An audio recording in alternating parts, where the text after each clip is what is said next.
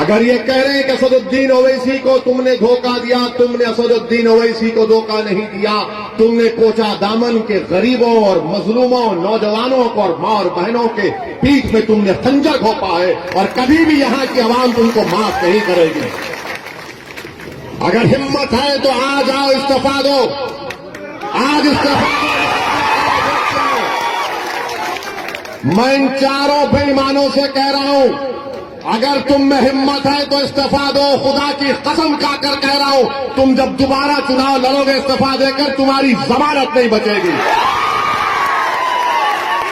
है तुम में हिम्मत तो बोलो, नीतीश को आ जाओ, तेजस्वी को आओ, तुम्हारे लिए कैंपेन करो। ओवैसी अकेला खड़ेगा, इन सबसे मुकाबला करेगा। मगर इस्तीफा नहीं देंगे, इस्तेसाल करेंगे। इनमें हिम्मत नहीं है इस्तीफा देने की। अरे तुम नहीं जीते, मजलिस की मोहब्बत में अवाम ने वोट किया। तुम नहीं, तुम्हारी जात नहीं जीती, सीमांचल की लड़ाई के लिए अवाम ने वोट किया। तुम्हारे बाप की वजह से तुम नहीं जीते, सीमांचल के भाइयों की वजह से तुमको कामयाबी मिली।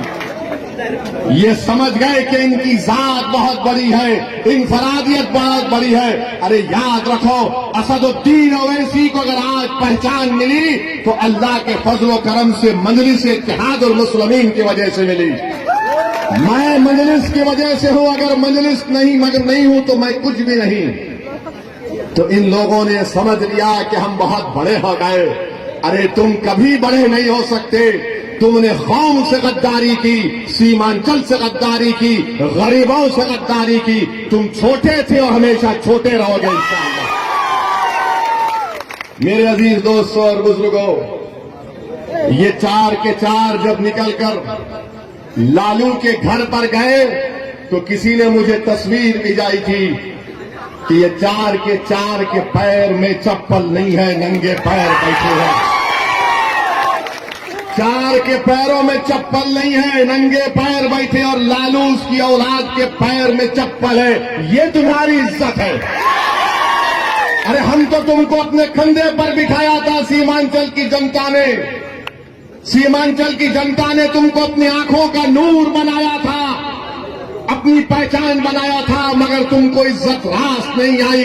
तुम चले गए, उसके पैरों में चले गए, तुम लालू के परिवार के।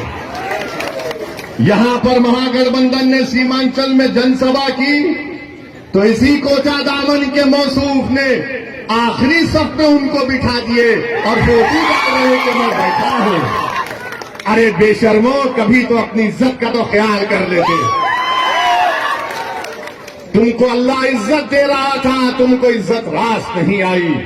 मगर मेरे अजीज दोस्तों और बुजुर्गों, सीमांचल किसने कहना शुरू किया? क्या राजद ने कहा सीमांचल? क्या लालू ने कहा सीमांचल? क्या नीतीश ने कहा सीमांचल? क्या मोदी ने कहा सीमांचल? सीमांचल अगर किसी ने कहा तो मजलिस इत्तेहादुल मुस्लिमीन ने कहा। आज हम सीमांचल कह रहे हैं तो सबको मजबूरी की हालत में बोलना पड़ रहा है सीमांचल, सीमांचल, सीमांचल। मैं आपसे वादा पहले भी किया था और आज भी कर रहा हूं, अगर सारी दुनिया मेरी खिलाफ हो जाए तब भी अकेला असदुद्दीन ओवैसी खड़े होकर सीमांचल की लड़ाई लड़ेगा। मैं दुनिया के खिलाफ जाने को तैयार हूं। और जो लोग धोखा दिए सीमांचल की आवाम को, सुन लो, अल्लाह सुब्हाना व तआला तुमको जलील और रुस्वा करेगा। अरे 2025 आएगा, तुम मुंह नहीं खोल सकते तुम्हारे सियासी आकाओं के सामने। तुम आंख में आंख नहीं मिला सकते तेजस्वी यादव से, और नीतीश को तो तुम देख ही नहीं सकते।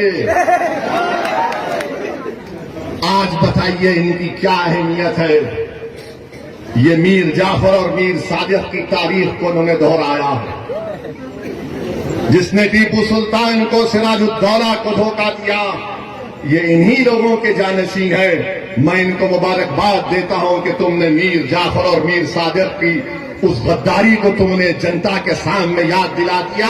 अब जनता जान चुकी है, अवाम जान चुकी है।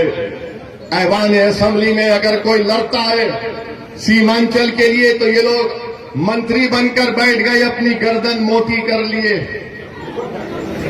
अपनी गर्दन को मोटी कर लिए और मगर सीमांचल के बारे में बात नहीं कर सकते।